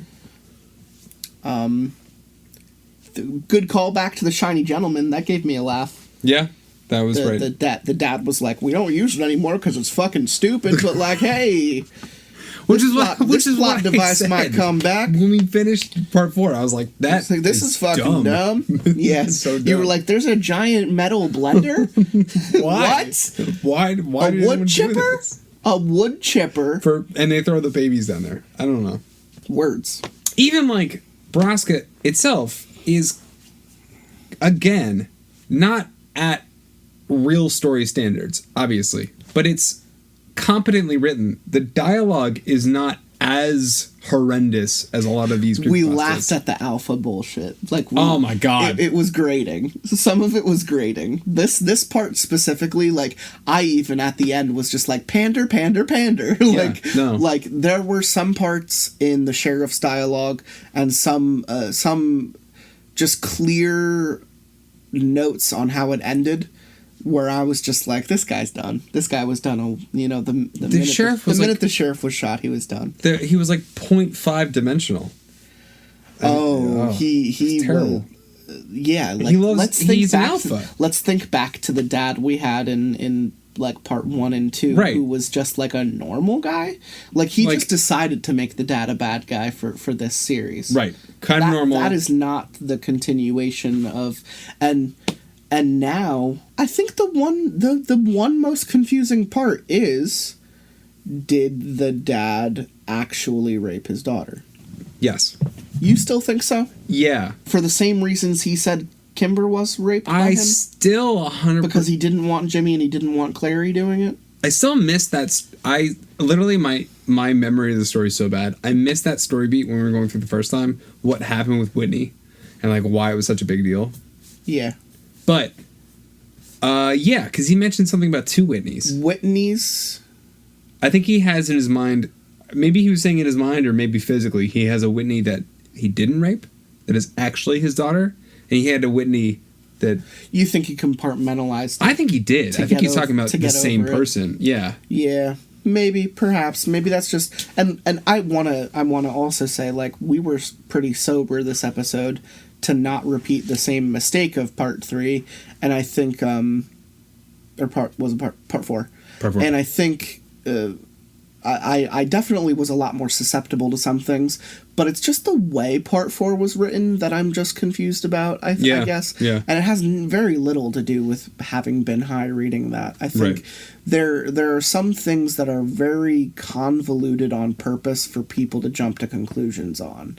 And I think, like, just the fact that Whitney's offspring started with a W, like, why do we just believe that at face value? There's so much about this story that is lies. Right. So much of this story's foundation is just steeped in lies and falsehoods.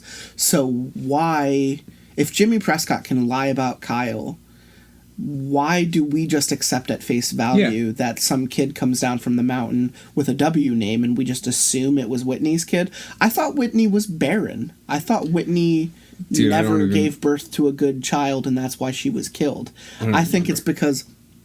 So here's where I'm going to branch off and say the dad was raping the daughter her entire life, and she was killed because she kept giving birth, stillborns maybe, from a daughter to a father. Okay. Like the DNA is not compatible.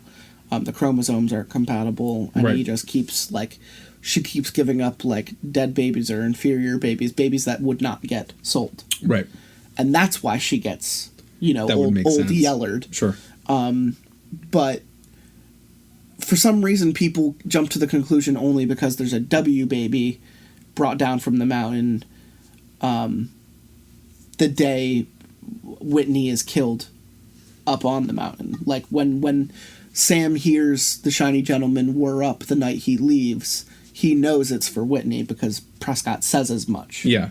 But we don't know that, like, she gave birth that night. We don't know anything about that context. I think there's a lot of stuff. There's a lot of about holes. This story that doesn't work. A lot of shit I forgot, which is not a also great true. hallmark. It's been a long time, and we are able It had been a minute. We are able to just distance ourselves from that. Yeah.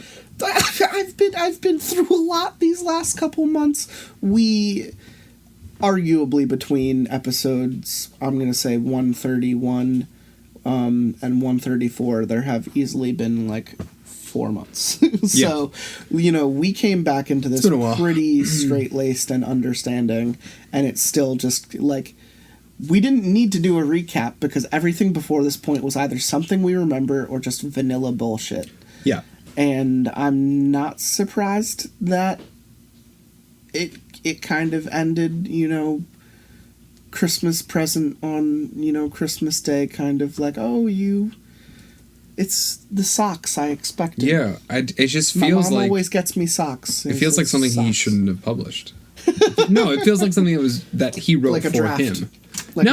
Just something that he wrote entirely for him, for his own benefit. For his own because he likes the world that he built, which is fine. He likes the characters. So much about the characters just didn't carry over. No. I would say overall, this is what I'd say. Okay. Again, not to be too armchair critical, because I can't. It's what we do. Yeah, You're listening. If you listen to this show and you only listen to the story, then, there are probably a bunch of other shows you should probably be listening to. Yes. If you're listening to the show and you've made it all the way to 134 and you actually, like hearing our opinions, then, continue listening, because that's why I timestamp things. Right.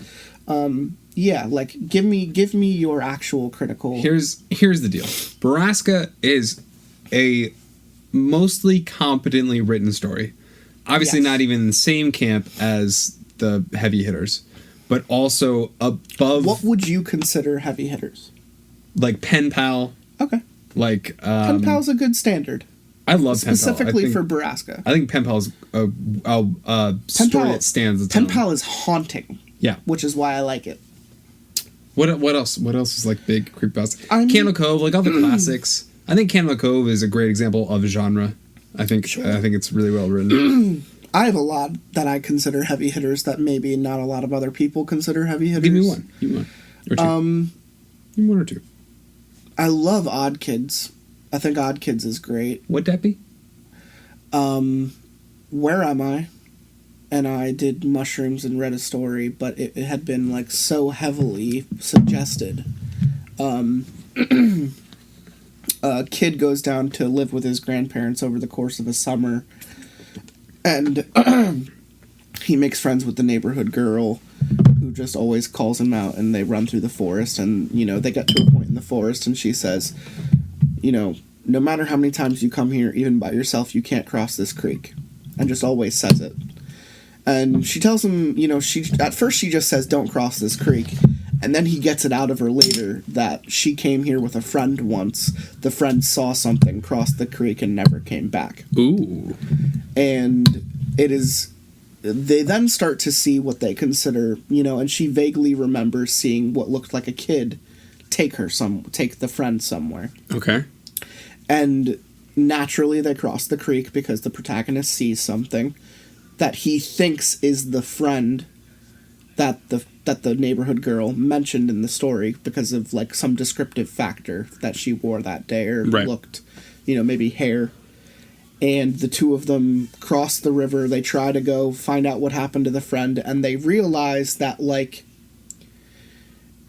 it is not children. They are not children. They are things in children's skin.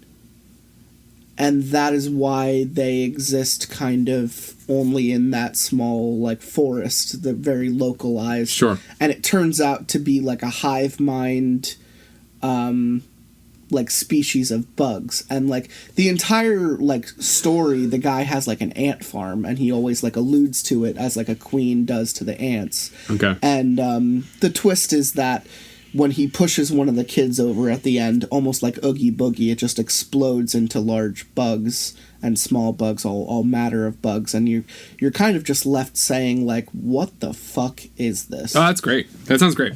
And at the very end, you know, he gets away.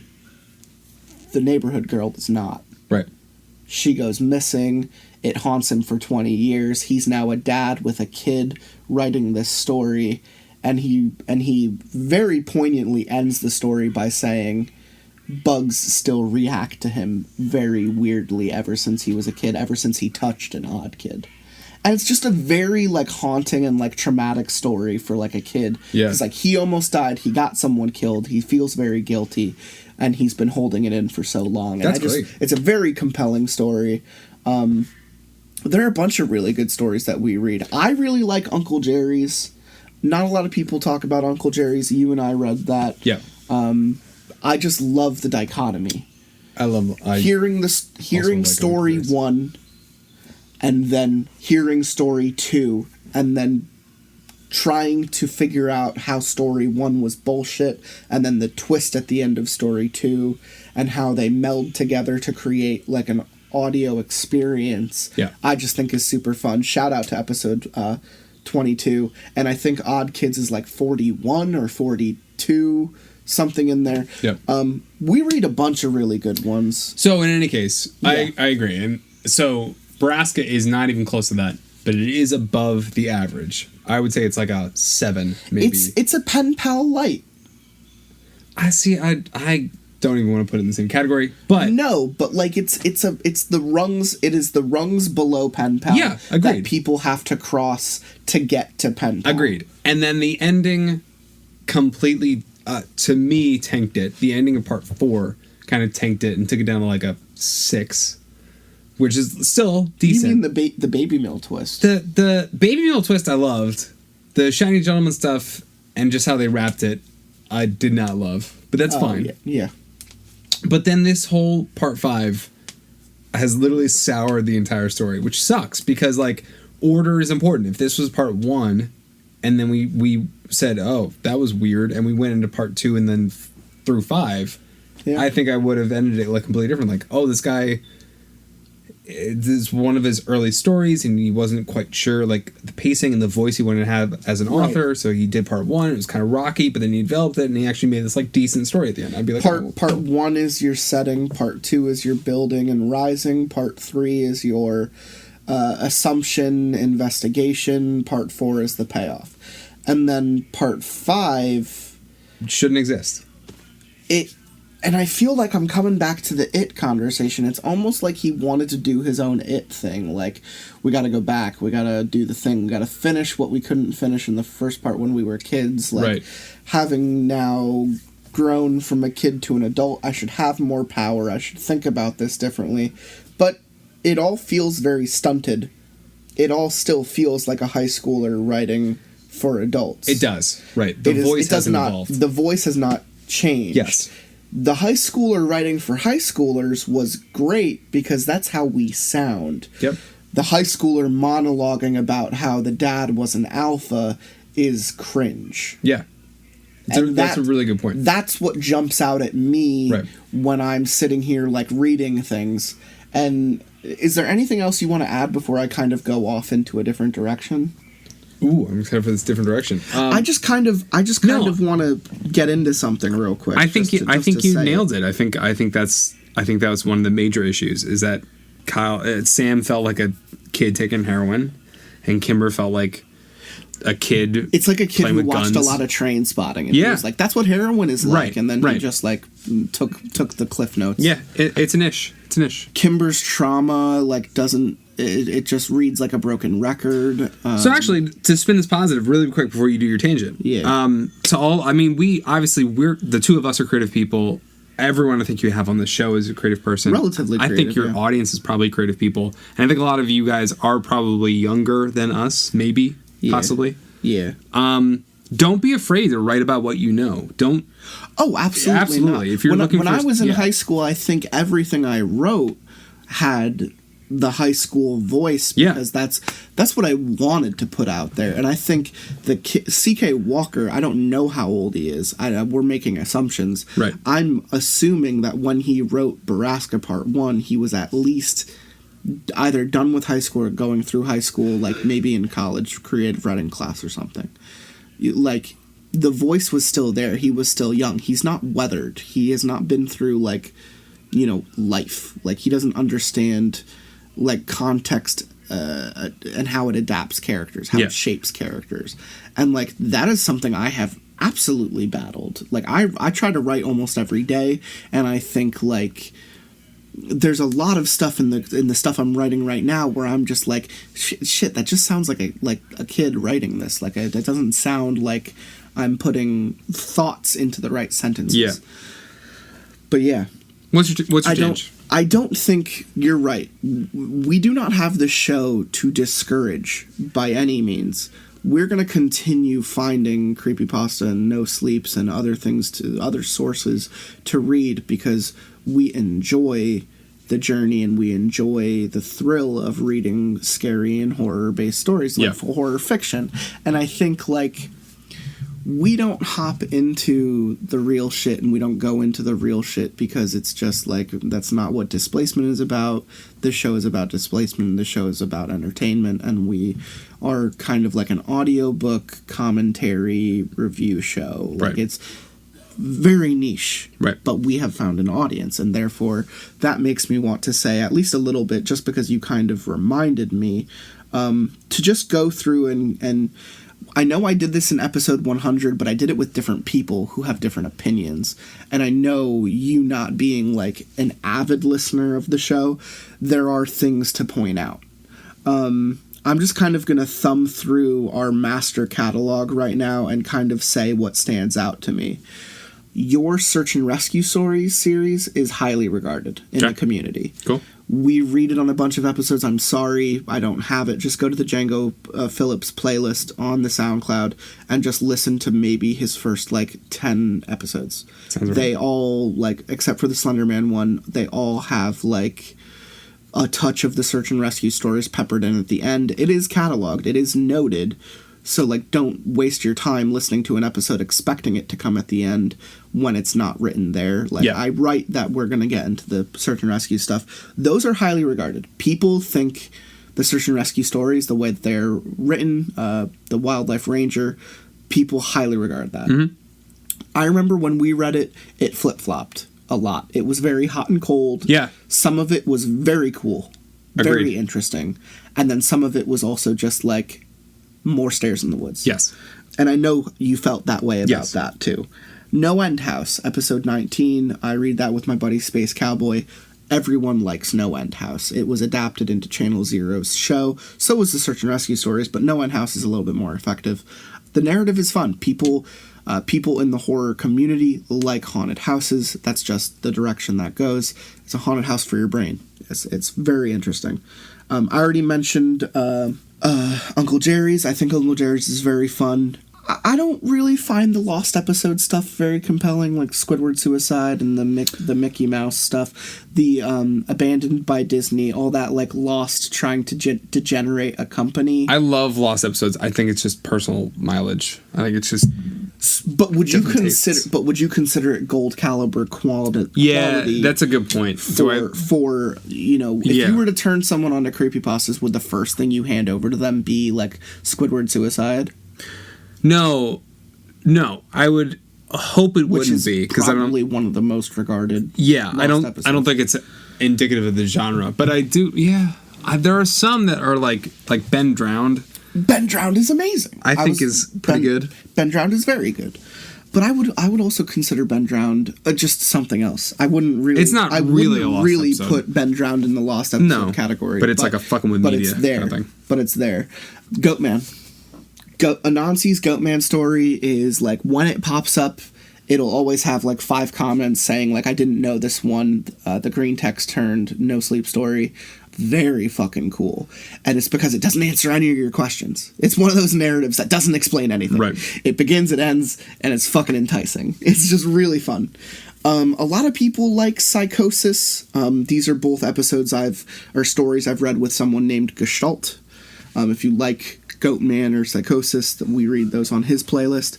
Psychosis is the one where the guy has agoraphobia. He basically is convinced that there's something outside, like killing people, it has like ended the world. He's like in the basement apartment. Every time he like looks out the window, he can't see people, birds, animals, insects, anything. But he's still receiving texts and like emails. And like the first one says, "Don't go outside. Something's happened to humanity." Psychosis is amazing. Psychosis is a great story.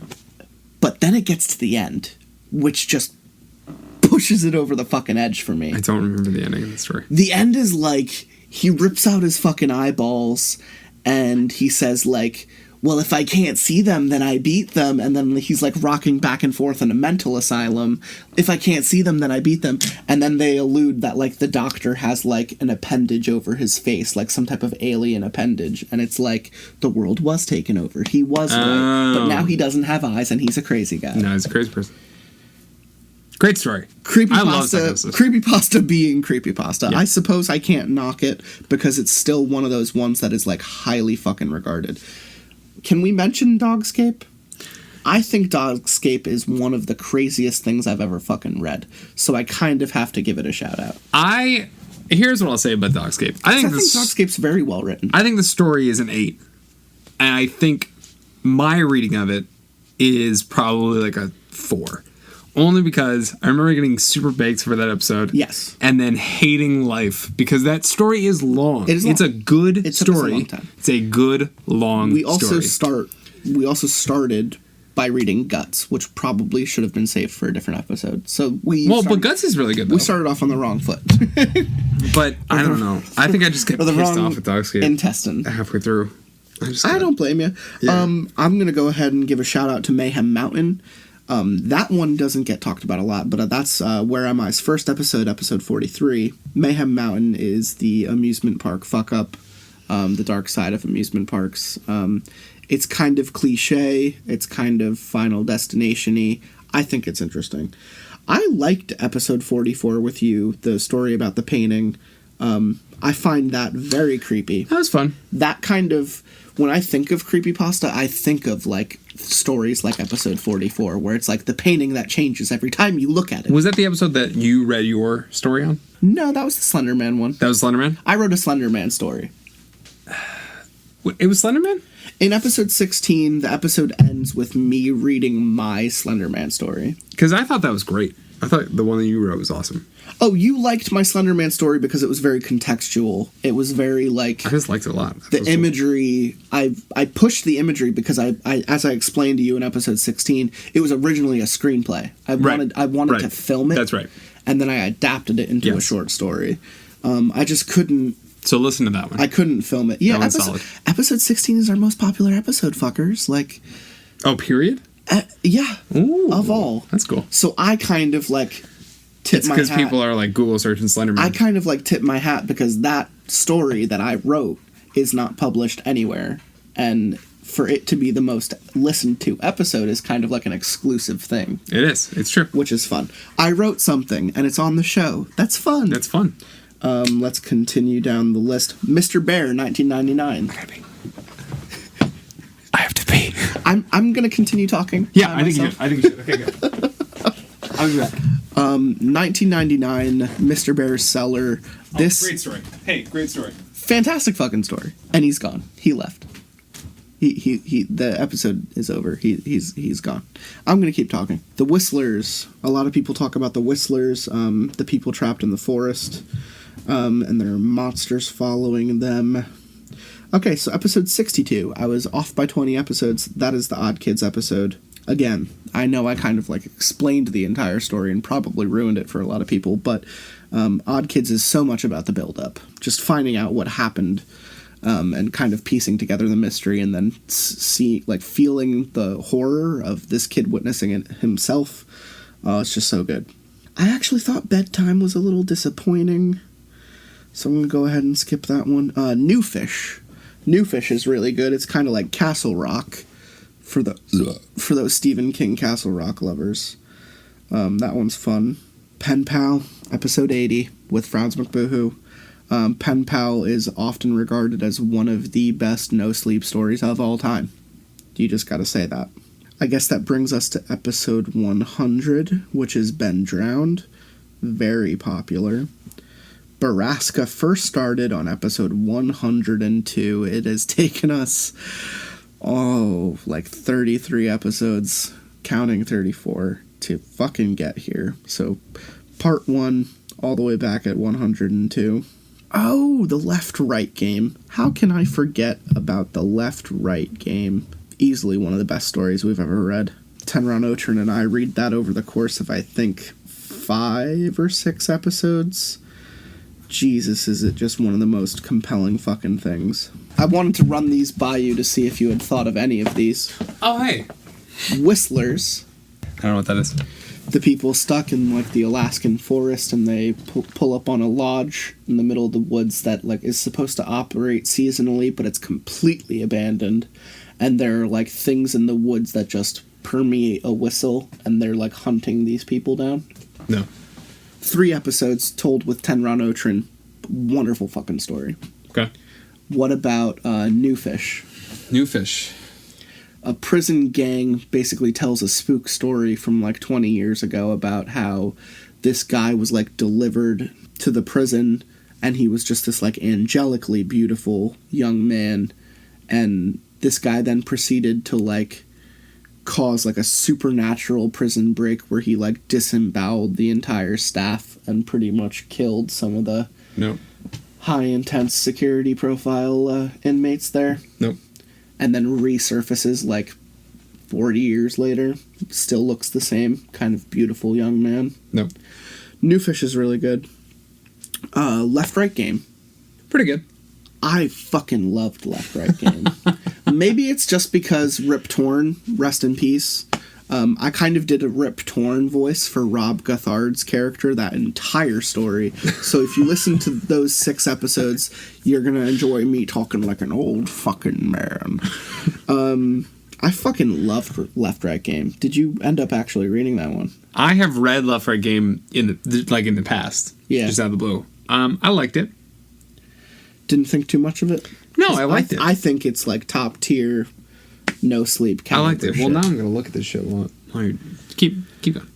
I'm surprised you hadn't heard of Whistlers. That's one of the older ones that kind of went around. No. Yeah, I mean, I'm pretty much caught up to current. We read Tommy Taffy on episode 130, and a lot of people like him. He's like a new creepypasta mascot of some kind, although I think that story was written a couple years ago. I read that story with Tom Bombadil and Where Am I? And they both got a real kick out of that. imagine like a life-size Ken doll showing up to your door one day and just fucking rapes your family. Ooh, okay. Some good stuff. All while trying to teach you the lessons on being polite children. It's fucked up. Well, you should be. Yeah, you should be a good kid. Yeah. Or else... hey, that's the lesson, I think, of Borrasca. That's the lesson of Borrasca. Be a good kid, Right. guys. Yeah. And, so, yeah. That's... Yeah, I mean... I listed probably 12 really good stories just now. So if you liked Borrasca, go listen to those other ones that you may have missed if you're like late to the show. I named all of them, so like if you ever need reference, just go back and listen to this episode and listen to those, search those on our playlists. There's some good short stories too. Sometimes just because a story is long does not make it good. Sure. There's some really haunting, like, shorter stories we read on some episodes, too. I'm not trying to give them any sort of discount or anything. I'm just saying, like, I'm not gonna go ahead and, like, list every fucking story I find compelling. I just think, like, having been doing this show for so long, there are some that just, like, stick out to me. Yeah. And a lot of them are, like, Gestalt's couple episodes, Tenron's episodes, Where Am I's episodes, your episodes, just to list like a few that I just think are like, just above par. And I really hope everyone is excited for Spire in the Woods, because it's genuinely some spooky shit. Any final notes? Anything you'd like to add? No, I just want to go ahead Phillips. and dab on it. And He wants to dab on the haters. just dab on it. He also, I'm also relatively certain that he's just happy to be done with this fucking story. I am. It was not the worst story in the world, but I am. It was not the worst story in the world. Not even close. But If there's anything to say about Borrasca, it's not the worst story. it's not the worst story. But I'm It's glad also to be not the best. done of it. Yeah. Goodbye. I have some fun stuff planned for you next. Nice. I'm gonna let you sleep on this shit for just a little bit Cool. before I call you back. Good. But your next episode is gonna have a guest anyway, so we'll be yeah. back shortly. I do have some fun stuff planned. Yeah, we're back up to the same old shit. Let's just say that. Come on. We're back at it again. You know what it is. You know what it is. Hit that, smash that subscribe Smash that like button. Give me a follow. Hit Give me a that retweet. follow on the SoundCloud. Man, if you love this, go to our YouTube. donate all your V coins. Put a comment Give down. me your only V coin. Listing You only your get one favorite V coin, type of pasta. and once you really sleep with somebody, confuse they get those your Google V coin, reviews. and you can't get it back. Make people And think you're that we gonna actually encounter a lot of people that say, if you don't have a V noodles. coin, you're not worth shit. And I'm here to tell you that's not true. And most That's not importantly, true. Because you always have your V coin in your unsubscribe purse. and kill yourself. Oh no. No, but definitely unsubscribe though. But stay alive. Continue life. Continue living. Just without us. 2 to the 1, 1 to the 3. I like good pussy and I like good trees. Smoke so much weed you wouldn't believe, and I get more ass than a toilet seat. 3 to the 1, 1 to the 3. I met a bad bitch last night in the D.